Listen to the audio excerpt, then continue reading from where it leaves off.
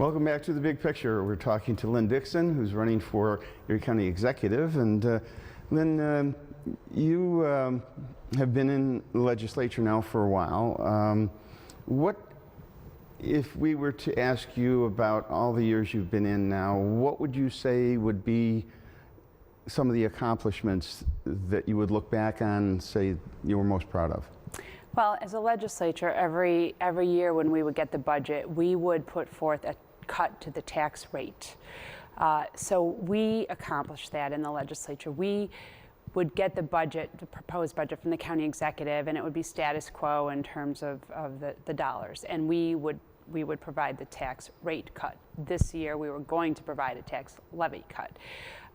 So that's something I'm very proud of. I've worked very hard on the opioid crisis since getting into office. And before it was really on people's radar, or before people really wanted to acknowledge it was the issue that obviously it is and the epidemic that it obviously is, I had some parents come to me that had gone through a terrible crisis. And so we started the discussions in the district that I represent back probably in 2010, 2011, when maybe we would get 10 people in a room.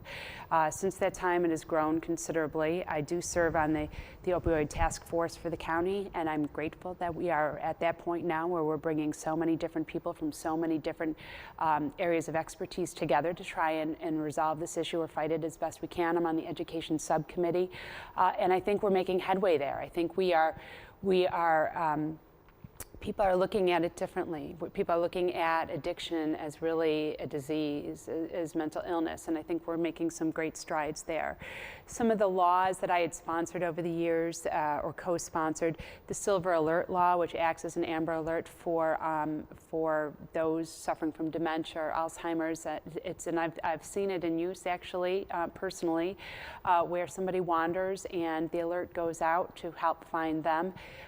That's been very important to me. The Yellow Dot program, I worked with the Sheriff's Office to implement, and what that is, it's you have a folder where you fill out all of your medical information. Let's say you might be allergic to some sort of medication or you have a heart condition. You fill all that information out in this folder and you put it in your glove compartment, and then you take this yellow sticker and you put it on your car. You can also do it to your front door and put the folder in the freezer. And what that tells a first responder, if you're in an accident, they see that yellow dot sticker, it tells them to go to your glove compartment, and you find all of their medical information, and sometimes it helps them to more easily, quickly treat you. I sponsored the social host law, which put tougher penalties on adults who are providing alcohol, marijuana, opiates to children that are not their own in their home. So that was another thing that I sponsored. And then I love just to do community events. I've been, this is my 10th year doing the prom dress drive. So I've hosted a prom dress drive for now 10 years in the district that I represent, and I get girls from all over that come and they shop and they get a dress for free, and it's been dry cleaned, and I have great community partners in that endeavor. Well, and I mentioned before that we've invited Mark Poloncarz. If he was here, I would be asking him about things that are a challenge to him or things that are said about him. One of the things that I've heard about him as a challenge is that his practice of hiring and patronage jobs seems to be a negative in his history. One example is a social services hire or appointee that he had, Dershberger, is it? Yeah, Dershberger. And there was a problem with that. Can you talk about that? So I'll speak about former Commissioner Dershberger first and then touch on the patronage thing, if that's okay. But Commissioner Dershberger was convicted recently at a trial in Albany of rape. He raped a young woman that worked in the social services department that had accompanied him, as well as a couple of other people, to a conference in Albany. This young woman, the rest of her life, she is impacted by this. And not only her, but his family, his then wife, his children. It impacts all of them for the rest of their life for a very careless and horrible crime that he committed. When we go through the vetting process, and of course this happened after he was already commissioner. So I don't know that there was something in his background that would have suggested that maybe he wasn't the right fit for this job. But I would like to look at, as county executive, what is the vetting process? And are we sure that there's no criminal record, that there is no substantive allegations of any sort that should preclude somebody from holding a position? This position, when you think of the Commissioner of Social Services, they head up the largest department in Erie County. They are dealing with the most sensitive issues on a daily basis. And to have somebody like this who did something like that is horrible. But more importantly, there is a young woman and her family and his family that are hurting now forever as a result. Well, people in government in general, has the ability to be very good or very abusive to the people that it's supposed to serve. You've shown through a lot of the things that you've done while you've been in office that you're responsible, and you try to hold people in the county accountable for what they do. You actually called for an audit of ECC, is that correct? Because what did you see and why did you call for that? So what concerns me with ECC is what our enrollment numbers are. Are they truly what they say we are, that we're seeing an increase in enrollment? I don't know that that's the case, and so I want to dive into those numbers further to know exactly what our enrollment numbers are, because that tells a tale of the direction that we are headed with our community college, and if we are headed in the right direction. Additionally, I want to know about the spending practices of the Office of the President at ECC.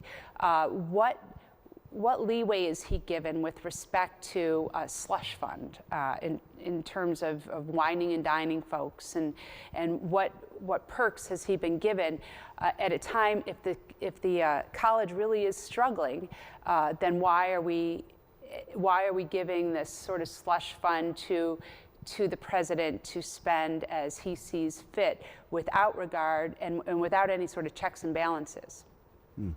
Well, I'm not one to try and